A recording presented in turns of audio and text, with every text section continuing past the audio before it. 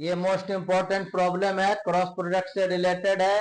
इसको बनाने के लिए जो दिया हुआ है उसको लिखो। गिवन दैट दोनों तरफ ए वेक्टर से क्रॉस करते हैं तो ए वेक्टर क्रॉस ये A vector plus B vector plus C vector equal to A vector cross zero vector. यहाँ जीरो वेक्टर है। ए देखो, सेम वेक्टर का क्रॉस प्रोडक्ट ऑलवेज जीरो होता है, याद रखना इसको। सेम वेक्टर का क्रॉस प्रोडक्ट जीरो वेक्टर होता है।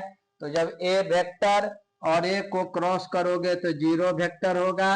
यहाँ ए क्रॉस बी वेक्टर होगा और यहाँ ए क्रॉस सी वेक्टर होगा और यह जीरो वेक्टर होगा।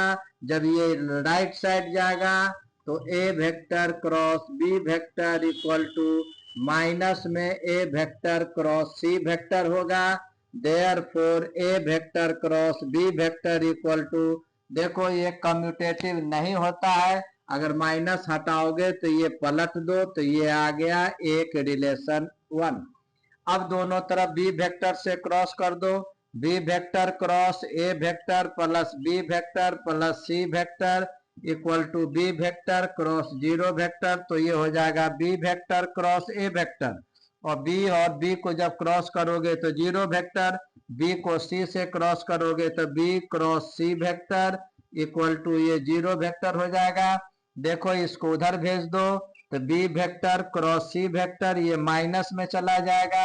Minus B vector cross A vector को हम लोग लिख सकते हैं प्लस, यानी ये प्लस हो जाएगा A vector cross B vector equal to B vector cross C vector. ये दो हुआ। एक और दो को देखो, A cross B C cross A के भी इक्वल है, बी क्रॉस सी के भी इक्वल है।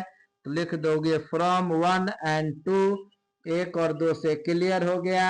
ए vector cross B vector equal to B vector cross C vector equal to C vector cross A vector. Most important question.